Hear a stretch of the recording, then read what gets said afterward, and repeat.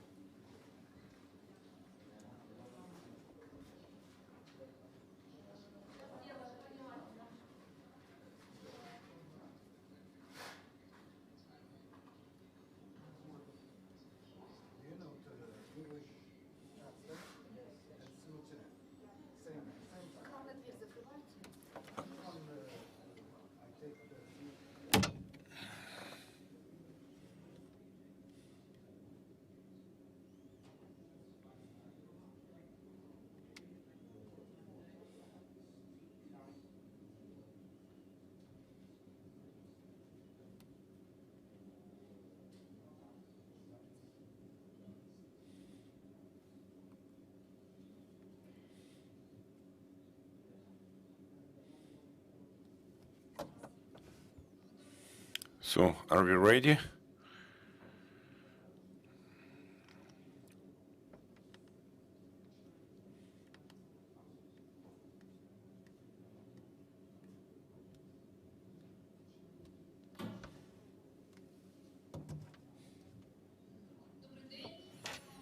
Good afternoon. Well, I'd like to welcome everybody here in Ukraine Media Center. I'd like to remind you that we have been supported by the Ministry of Defense of Ukraine and the Ministry of Internal Affairs. I would also like to thank the Skyloft Hotel, providing us with premises here. Today we are to have another briefing. I would like to introduce head of the main directorate of the National Police of Ukraine for Kyiv Oblast, Kyiv province. We have Andriy Nebytov with us. He will tell you about the situation in Kyiv Oblast. We'll cover a bit evacuation of civilians, criminal situation in the province, so you're welcome. Thank you. Thank you. So, good afternoon, everybody. I'd like to remind you that the police in Kyiv province, like everybody else, has been working under intensified mode of operation, and there are several aspects within which we are operating in the recent weeks. First of all, we were worried very much about evacuation of people who were in those occupied, invaded areas, combat areas. People didn't have natural gas, electricity, water, whatever, and more to it, they were humiliated and tortured by those invaders. Many times we got information that people are killed, people are beaten, they're murderers, there was theft and other types of wrongdoing. So people try to leave the combat areas as soon as possible to save their lives.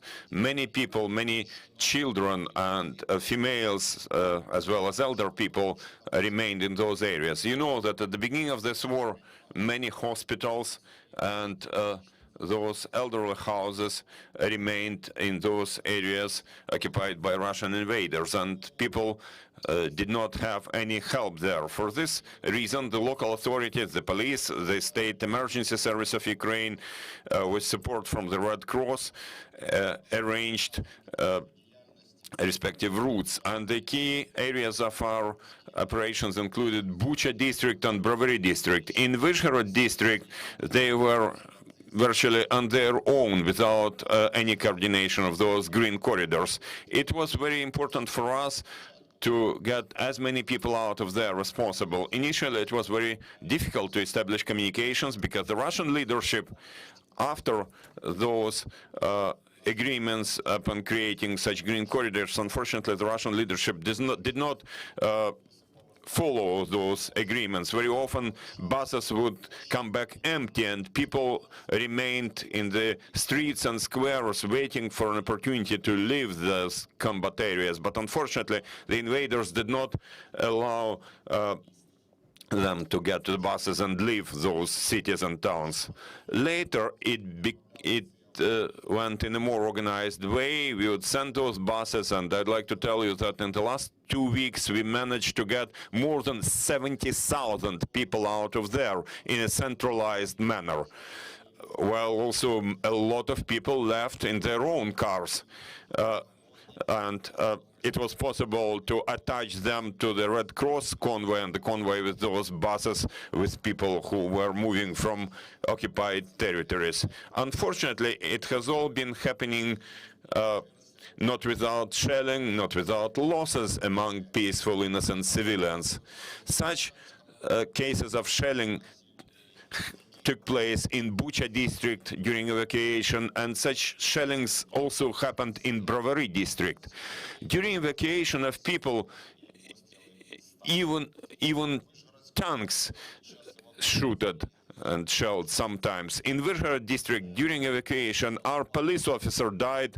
Unfortunately, the invaders learned about the place where we would meet people who were living town of Demidov, and while we were waiting for yet another batch of people to come there, there was a mortar shelling against our officers, and one person was wounded, our criminal investigation officer and a criminal search officer, and the other one was killed. The same happened during evacuation in Irpin, when at the very last moment we were taking children in our cars, and we had our officers from the patrol police there in his police car, and Grad missile hit this car, and his car was burnt, and only now we managed to get the remainings of his dead body.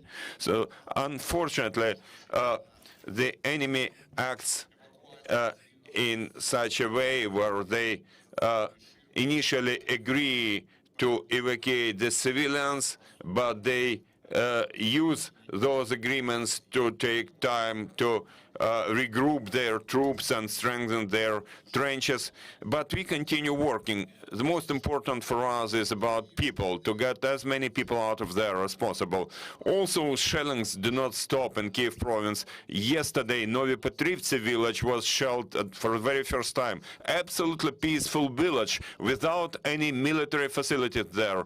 And the Russians did hit private residential buildings and the shop. No military infrastructure facilities there, no military there. Also, journalists die, both international foreign journalists and Ukrainian journalists. You know that recently in Irpin, while trying to make a video of all that destruction and violence against people, a journalist from Time, a US citizen, was died and his colleague was wounded. By the way, the driver who was moving them, carrying them around Irpin, we still cannot find the driver. We have found their car, we have checked it, and there are no chattels, nothing in that car. And recently, on the 14th of March, our young lady, our female journalist, Ukrainian journalist, and her colleague from Fox News, I think, were killed. His colleague, citizen of Ireland, was killed, and their other colleague, another citizen of Ireland, was wounded. It's all happening every day. And when we see death of journalists, foreign journalists, death of police officers, you have to understand, you can imagine how many civilians are killed in those occupied territories. According to the people living those territories, you know, they tell terrible stories. They tell us how dead bodies remain for a long time just on the streets, in building entrances. People who take their hands up and show that they have no weapons, they're civilians, they're still shooted and killed. Such behavior of the enemy means that they don't care about any rules and customs of war.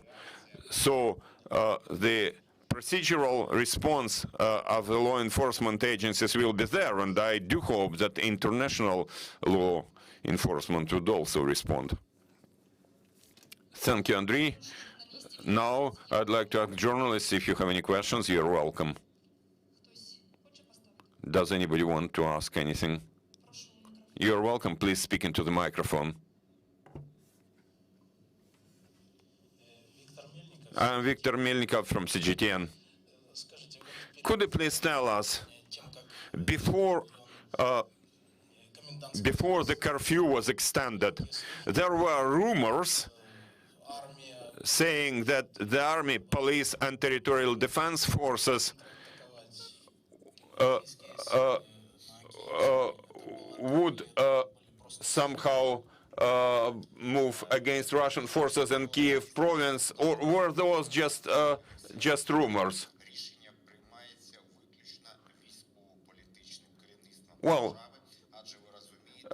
decisions are only made by military and political leadership of the nation about counterattacking, because you understand that they have more information, more sources of information to analyze and make decisions. I can only tell you that there have been active combat operations after a certain successful attack of armed forces of Ukraine in the area of Irpin, Hostomel, and Nemyshaevo, where there was a high-quality, effective artillery strike, which enabled our Ukrainian armed forces to move forward, and now there are active combat operations there. First of all, according to my information, it changed a lot the situation. It destroyed the enemy's plans about the first attempt to attack the city of Kyiv. Another question I have is this. There has been information whereby Irpin, town of Irpin, has been controlled, 30% of it have been controlled by Russian troops. Is it the same now, and how the situation changed now after what you mentioned now? Well, in the town of Irpin now, there are still active combat operation there. The enemy already prepared some defense positions there. They have been now destroyed, but regrouping the troops and creation of some sabotage groups enables the enemy to act all across town of Irpin. So we have those problems where journalists are killed, civilians are killed. When somebody appears either from the forest or from some other places and they start killing. So it's difficult to say that there are so many percents of the town being held by us or by them. It's difficult to describe it in that way. You have to wait for official reports or information from the military. Now the military would say either we have that town, we control it, or we don't control it. But the special operations continue not only by the armed forces of Ukraine, but by also other uniformed agencies. I can confirm that. Thank you. The Economist and the Financial Times. Can you tell us whether the Russian forces still control all of Bucha, or have you moved forward?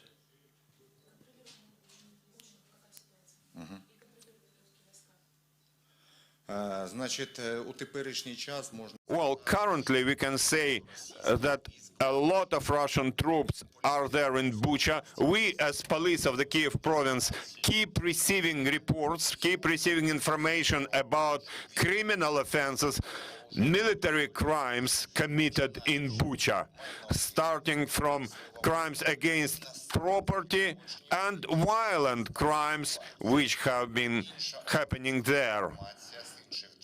Also, other sources confirmed their information that there is a lot of Russian troops there who continue to resist against the armed forces of Ukraine there.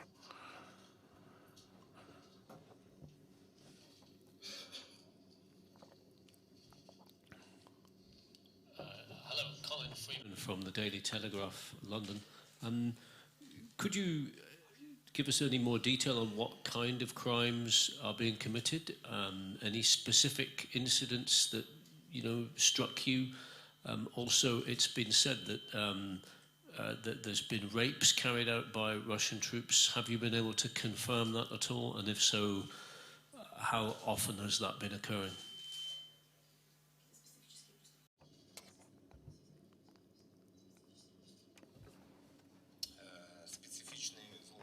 Специфічні злочини. Да, зрозуміло. Look, with regard to specific crimes, I can tell you that, killing of innocent civilians is already a specific crime. More to it is an international crime under international regulations, and they have to be liable for that in the International Court of Law. You cannot kill a mother with a child or shoot at a family where a man, his wife, and their child would die in a car. Now about rapes specifically, we got that information from social networks. However, currently I can tell you that officially this information has not been confirmed. Nobody reported to police with regard to such rapes. But we understand that currently we are unable to complete 100% reliable information from those occupied territories.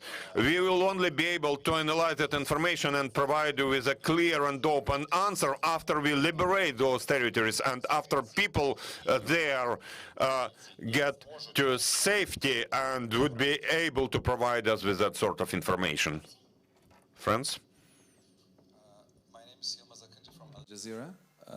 I would love to ask the question that last 11 days, especially when we see the Kyiv siege, Russians are not able to proceed further away, and almost last 11 days they're almost in same position. There was a rumor that, they cannot supply their soldiers, and there was a serious resisting.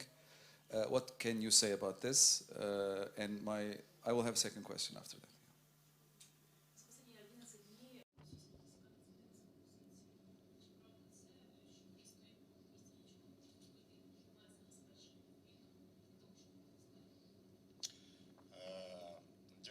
Thank you for this question. First of all, I'd like to tell you that you have seen with your own eyes that there was a myth that in 3 days or in a week somebody would be able to take Kyiv. That's impossible. Somebody definitely overestimated their capacity and underestimated their enemy. So I can tell you that they stay in the same position because due to good operations and well-coordinated operations of the armed forces of Ukraine and other uniformed agencies with support from civilians, you see that we have been fighting as a country to stop this invasion.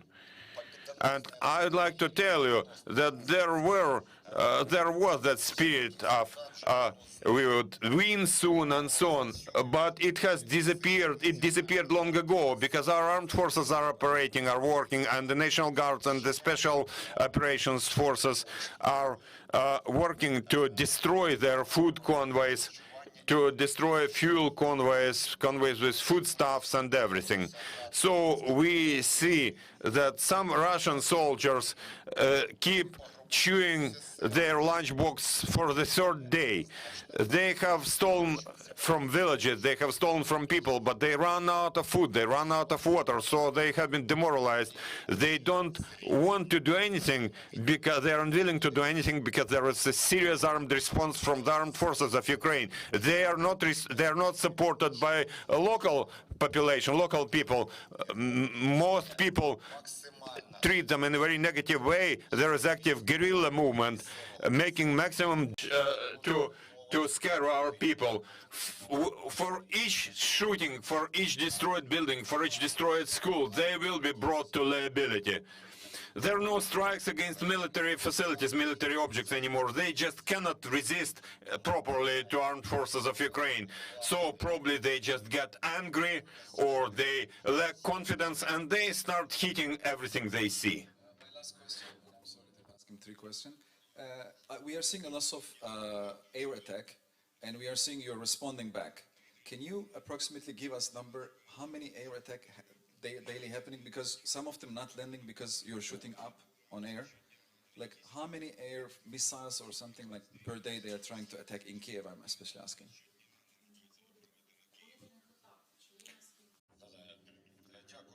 Thank you for your question. Thank you for your question.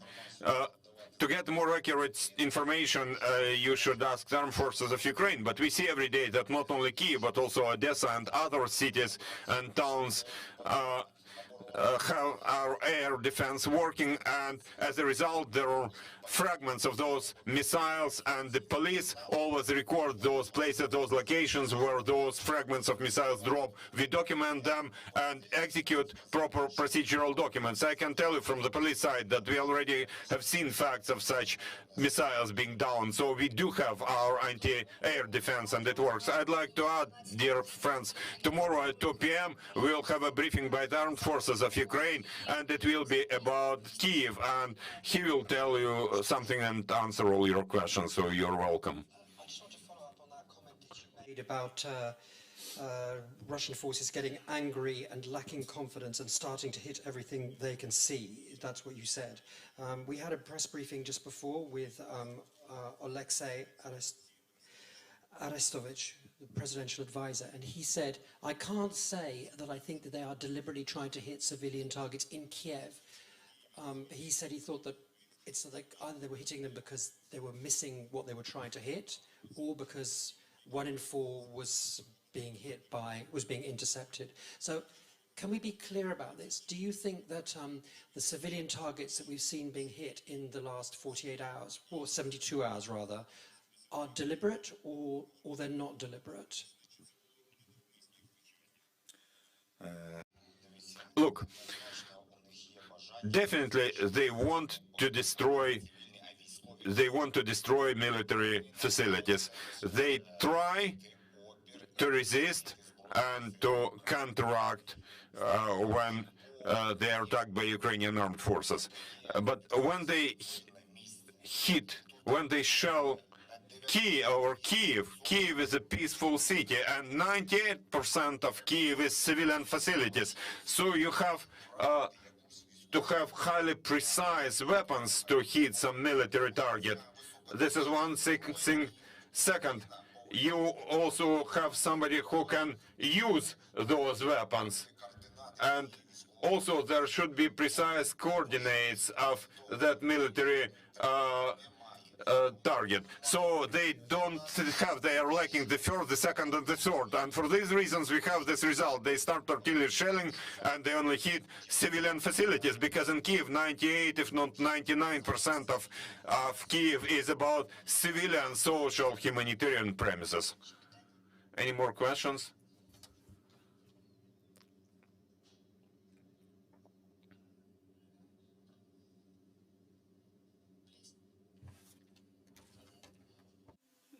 There was a curfew yesterday for 36 hours. Could the officer please tell us what the exact purpose of the curfew was?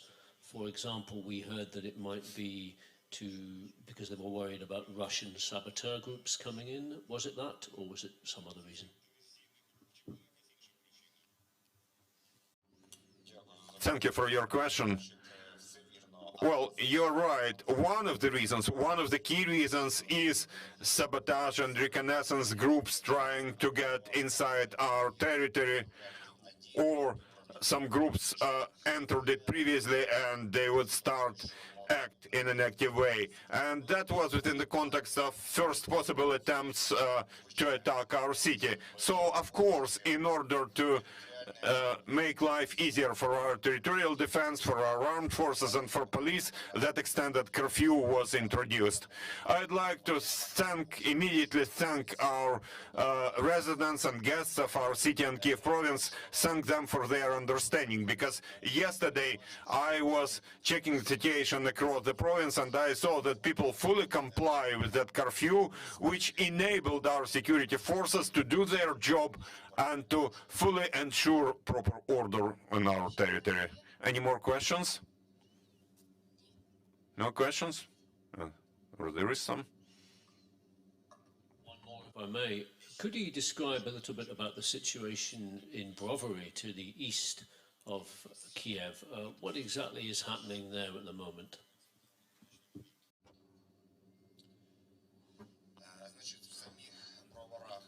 Well, in city of Brovary, people just keep working in a normal mode of operation. Police is there, local authorities are there, territorial defense is there, all those fortifications are there, they work. But we do have a problematic issue about villages of Bogdanivka, Shevchenkova and Peremoga. Those towns and villages have been occupied. Bogdanivka, Shevchenkova and Peremoga have been occupied by Russian troops, and we get information about violence, about crimes, general crimes and war crimes there, of international crimes of international nature, and